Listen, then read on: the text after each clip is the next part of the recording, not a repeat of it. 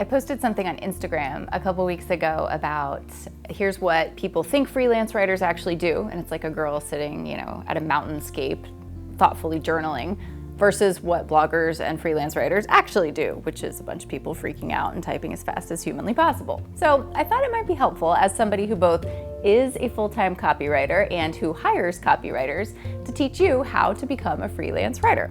This video is just going to unpack a little bit of what I look for when hiring a freelance writer and also give you some insight into how I built my career as a full-time copywriter. I'm Youell. I am the lead content strategist at a company called Hire a Writer, which is a copywriting agency. That just means that we produce copy for a living. So the first thing you need as a copywriter is, backup. Before you even start your copywriting career, you need some expectations. You need to decide, do you want to do this as a hustle? Do you want to do this as a side hustle? Is this something you want to blog so that you can travel the world? That's fine. If you want to do something like this as a side hustle, you're going to approach it very differently than if you want to build a full-time, long-term career. So I am talking to the career people. If you want to do this on the side, get on Upwork, get on Freelancer, get on Fiverr, spin your stuff and do your thing, and that's totally fine. But I'm talking about people who want to actually make a career out of this. So that's the step before the step. So the very first thing that you need to get into place if you want to be a copywriter is a portfolio. Gone are the days of resumes. And in this kind of gig economy, in this kind of niche, you are not really going to be giving your resume to people. Now, a lot of clients are going to want to know that you have a college degree or a master's degree. They're going to want to know that you have relevant work experience and all of that. That's fine, and you can have a resume. But to be honest, as a writer, what people really want to see is proof. They want to see proof positive that you are eloquent, that you know how to write sentences. And then if you are applying for very specific jobs, for instance, if you want to become an on-page SEO copywriting expert, then you need to have proof of the copywriting that you've done that has achieved results. If you want to be an ad expert, you need ad samples, proof also of the results of those ads. So say they've had this many likes, they've had this many conversions, things like that. So you need to start assembling a portfolio. Obviously, this is going to be digital, and let me warn you right now, it should not be a Word document. I'm not lying to you. I have people apply to jobs all the time and send me a Word document. And I'm like, okay, this is editable.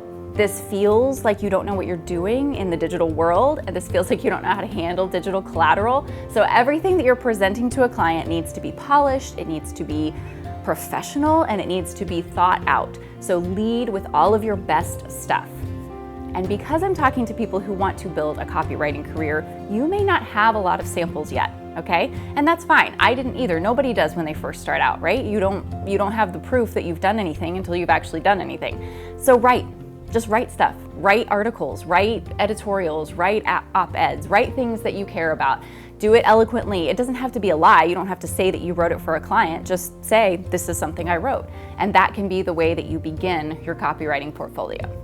So for me, when I put up a job and I put a job posting and I get all kinds of applicants, the three things I'm going to look for to immediately triage people for a copywriting portfolio, I want to see a clear and consistent voice. I want to be able to tell right away, are you funny? Are you witty? Are you academic? What's your thing, right? And that should be genuine. It should be authentic who you are. So that again is one of those, maybe you post things that you've written on a personal blog or a professional blog or things like that. I really want to hear who you are, and I want to get a clear picture of that really fast.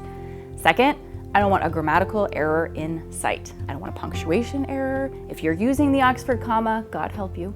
I probably won't hire you, but Godspeed to you in your career. But I want to see it consistently, right? I want to see it every time. So just make sure everything that you submit, if it is a client piece and it's been posted on the internet and you realize after the fact that there's an error, don't use it in your portfolio. I'm just telling you, it's just one of those things. It will disqualify you from people who care. And then the third is range. If you have variety, give it to me. I want to see it. If you've written, ClickFunnels and you've written it all, you've written the landing page, the email follow-ups, the ads, all, you've written the whole gamut. I want to see it all. If I can see packaged things that give me an idea of whether or not you understand content strategy, that's going to set you aside from other applicants. So those are the three main components that you need to think about when you're assembling your copywriting portfolio. So once you have a copywriting portfolio, the second probably obvious step is that you need to find copywriting clients, right? So there are plenty of online platforms to do this. You can find clients on Upwork, Fiverr. These are the things I referenced before when I was talking about people who do this casually, but these are becoming increasingly professional platforms. So there are ways to find copywriting clients that are for freelance purposes, not for staff purposes, on those kind of platforms.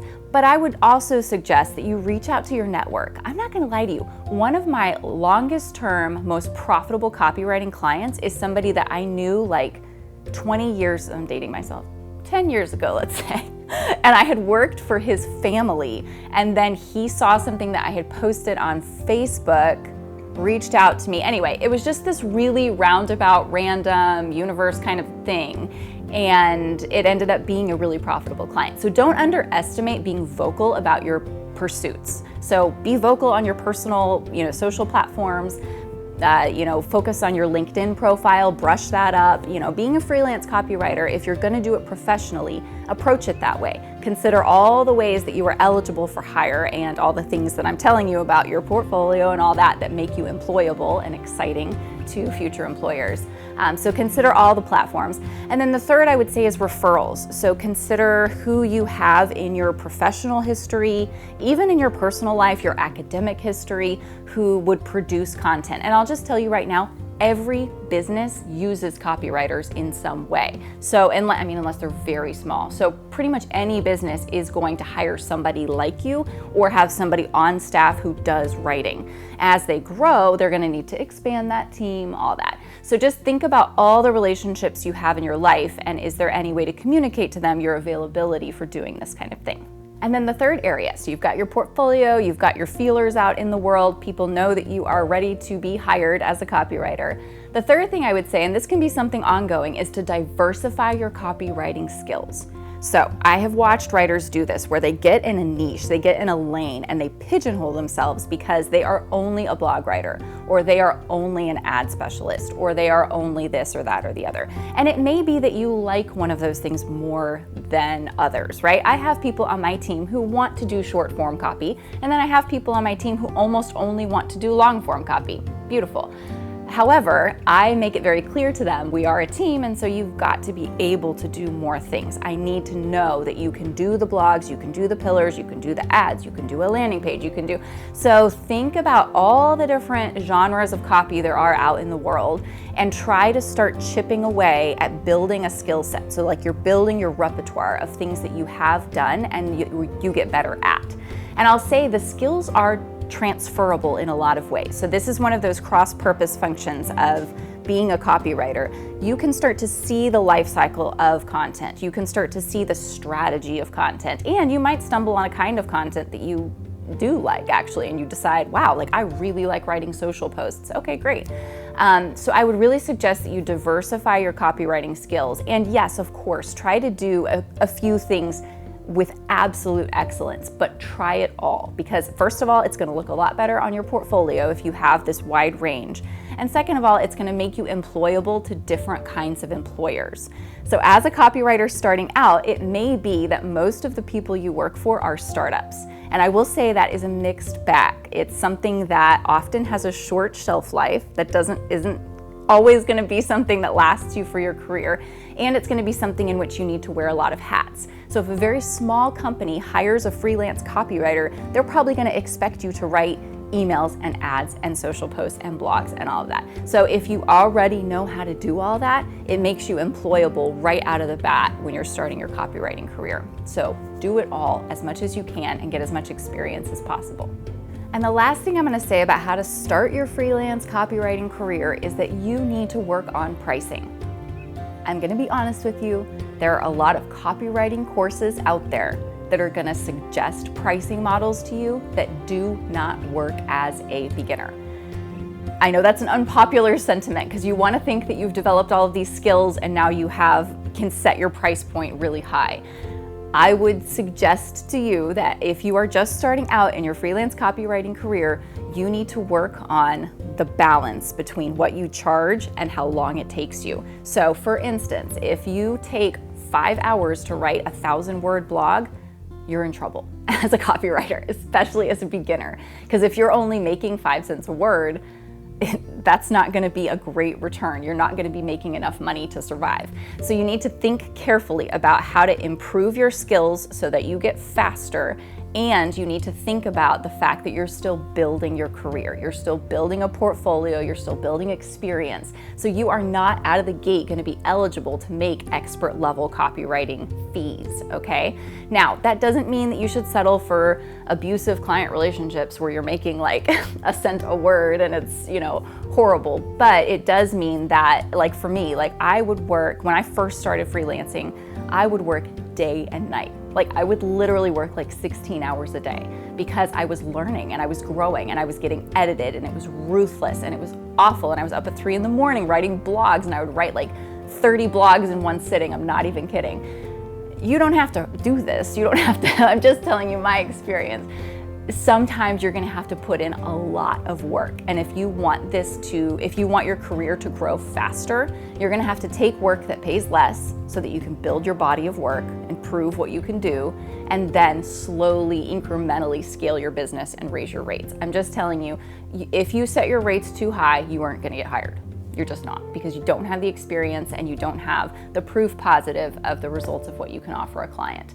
So be realistic. Have goals for yourself, obviously financially and in productivity. So work on that speed. Work on increasing your typing speed. Work on increasing your research abilities to get sources faster. Work on a process for writing a blog. I have a video on it, how to write an SEO blog. I can show you like how I do the keywords, how I do the outline, how I do the research, etc. Sometimes it just helps to get a pattern in place because you can go faster when you have a pattern in place.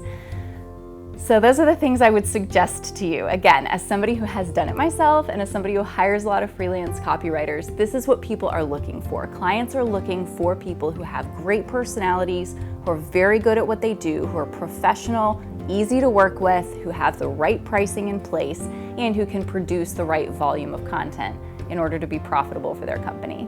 So as a freelance copywriter, I would just finally, in conclusion, remind you that you are a service provider. You are providing a service to build somebody else's business. And yes, you may have your own website, you may have your own branding, you may have your own business with other freelance writers, but at the end of the day, you are providing a client with something that helps them connect with their customers. And that is a service-oriented situation. And so you can't lose sight of that. Sometimes copywriters they get a little too big for their britches and they think they deserve a lot of money for doing things that frankly don't make companies a lot of money.